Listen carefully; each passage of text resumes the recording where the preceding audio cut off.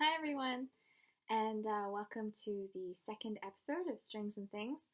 And this week we are focusing on exercises.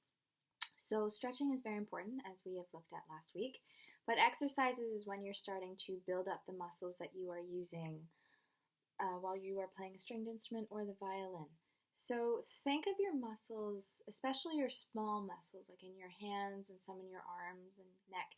Think of it like a fuel cell, like in your phone. So you can only use your phone so much before you have to recharge the battery, right? Well, it's the same thing with these muscles.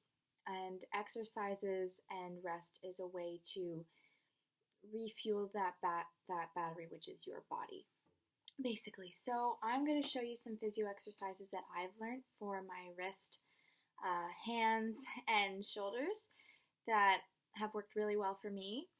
You can try them if you like, but the best I can advise you to do is to see a physiotherapist if you are getting a lot of pain anywhere or want to up your muscular stamina while you play.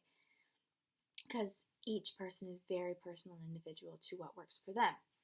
Okay, so and remember to start small. It's like if you're going to the gym, you don't want to start with 150 pounds. You start at 60 or lower for anything. So with this, first off, I'm going to show you some shoulder exercises that'll really help to strengthen the muscles right in between your spine, the ones that you're playing for when you're doing the violin, right in the middle.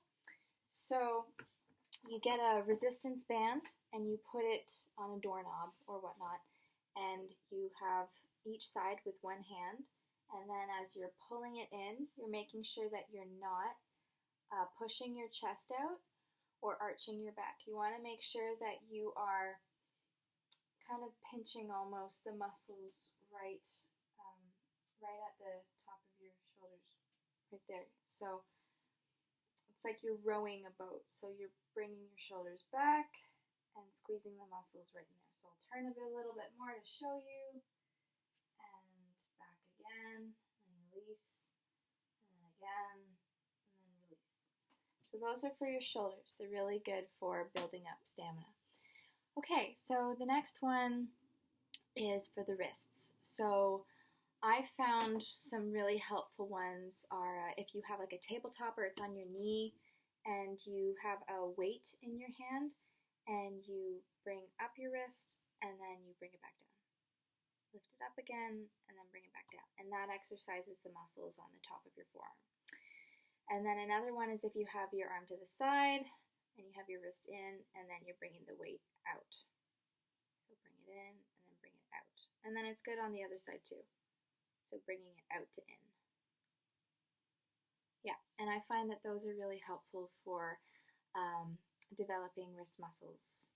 And start small. Don't start at like 10 pounds. Okay, and then for your hands, I've found, because I had some thumb issues last year, I found a really good one is you get an elastic band and you get it around your hand and you have your thumb and you push it out. So that really works the muscles in your thumb a lot. It's right in here and along here. And all of these I found are really helpful. So you can do these on both sides, and these will help you to gain muscular stamina before you're getting any higher weights or things like that. And another thing to consider is start in small reps. So, start with 6 on each side and do that 3 times and then up it to like 7, 8, 9, 10, and then you can up the weight as you usually would at the gym.